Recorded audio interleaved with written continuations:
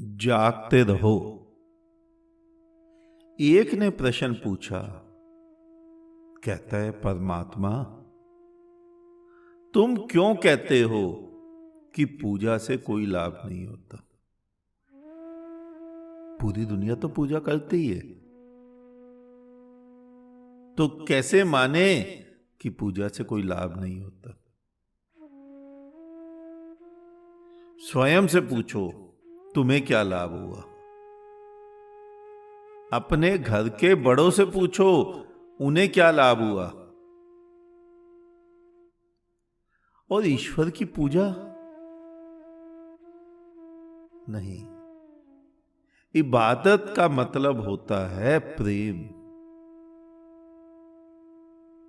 ईश्वर से प्रेम करना था। परमात्मा, खुदा, इनसे प्रेम करना था। पूजा यानी बहुत दूर का नाता। किसकी पूजा? कब करते हो तुम पूजा? जब तुम्हें लगे जिसकी तुम पूजा कर रहे हो वो दूर किसी अंतरिक्ष पर, 7वें आसमां पर विराजमान है। और प्रेम, प्रेम तो हमेशा उसी के साथ होता है जो सामने खड़ा है, जो बगल में बैठा है। पत्नी से प्रेम करते हो तुम? अगर तुम्हारी पत्नी चांद पे विराजमान हो, क्या तुम प्रेम कर पाओगे? प्रेम हमेशा उससे किया जाता है जो बिल्कुल सामने हो, नजदीक हो तुम्हारे। अब तुम स्वयं जान लो कि तुम्हें परमात्मा को, ईश्वर को अपने से कितनी दूर बिठाना है। 7वें आसमां पर या अपने साथ? और साथ होगा तो प्रेम होगा। इबादत नहीं होगी, पूजा नहीं होगी, प्रेम होगा। और पूजा, पूजा यानी क्या? जरा देखो अपनी सारी आरती प्रार्थनाओं को, उसमें है क्या सिवाय मक्खन लगाने की बातें? यानी तुमने परमात्मा को ऐसा बना दिया कि वो तुम्हारी चापलूसी भरी बातों से प्रसन्न होगा। और अगर ऐसा ही परमात्मा है तुम्हारा, तो वो परमात्मा नहीं है, वो तो तुमने किसी व्यक्ति के गुण उस पर आरोपित कर दिए। सूरज, चांद, तारे, नदियां, वृक्ष, प्रकृति, ये किसी प्रकार की चापलूसी से प्रसन्न होती हैं? या इनकी कोई पूजा ना करे तो द्वेष करती हैं? नहीं। प्रकृति का इन वस्तुओं से, चापलूसी भरी बातों से कोई लेना देना नहीं। उसी प्रकार ईश्वर का तुम्हारी चापलूसी वाली बातों से कोई भी तो लेना देना नहीं। चूंकि मनुष्य स्वयं चिकनी चुपड़ी बातें अपने लिए सुनना चाहता है, तो उसने वही आरोपित कर लिया परमात्मा पर। वरना पूजा, पूजा नहीं करनी थी, प्रेम करना था। और किसके साथ? विराट के साथ, परमात्मा के साथ। वो परमात्मा जो कण कण में विराजमान है, वो खुदा जो जर्रे जर्रे को महका रहा है। अब उसके साथ प्रेम करने के लिए क्या मंदिर, मस्जिद, गिरजे, गुरुद्वारे की आवश्यकता है? कहीं भी तो नहीं। मैंने पहले भी तुम्हें एक बार समझाया था, अगर वो है तो कण कण में है, तो कहां उसका मंदिर बनाओगे? वो जमी कहां से ढूंढोगे कि यही जमी उत्तम है, यही मंदिर बनाए? क्योंकि वो तो कण कण में है, और जब वो कण कण में है तो कोई भी जमी खराब कैसे हो सकती है? यानी जहां परमात्मा है वो जमी खराब हो गई,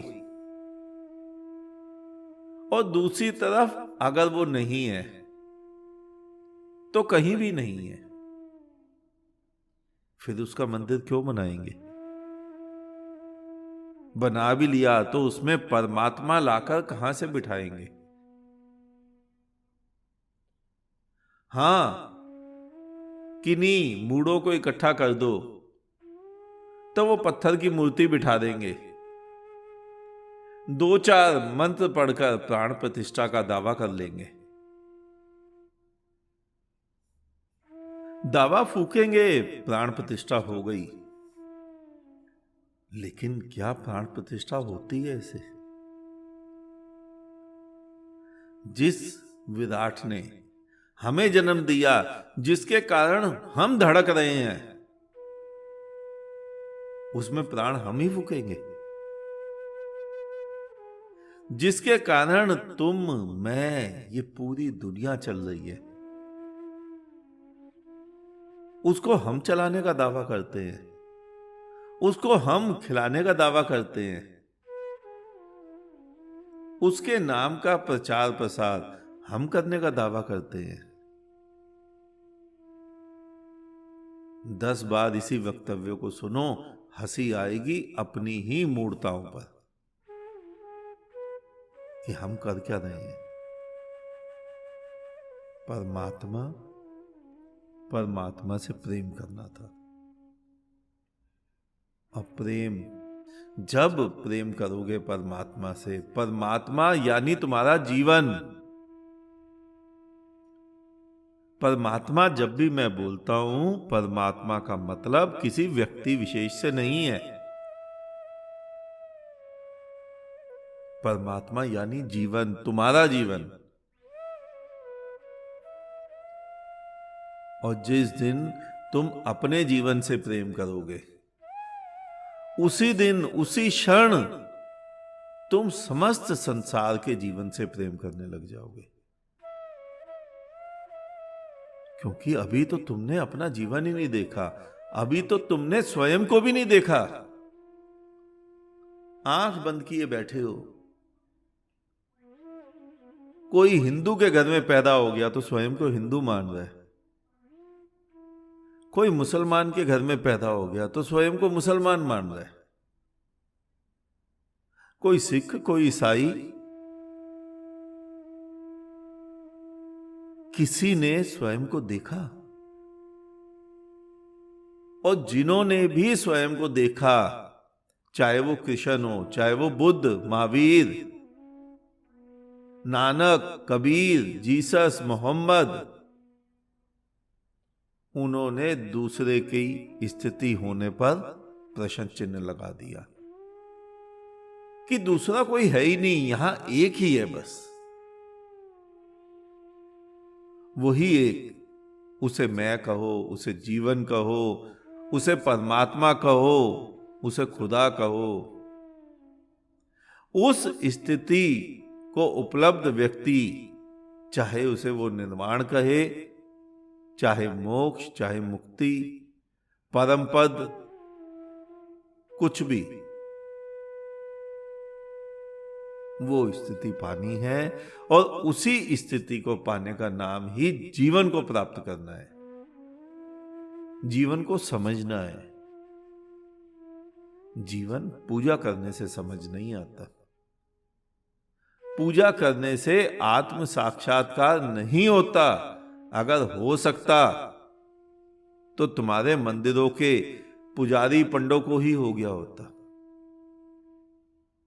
स्वयं देखो उनकी आंखों में, झांको उनकी आंखों में, क्या हुआ किसी को?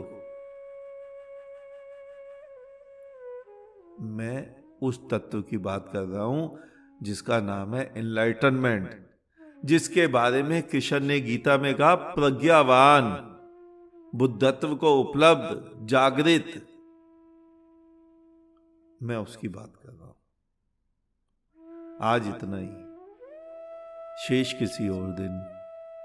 अंत में चारों तरफ बिखरे फैले परमात्मा को मेरा नमन। तुम सभी जागो, जागते रहो।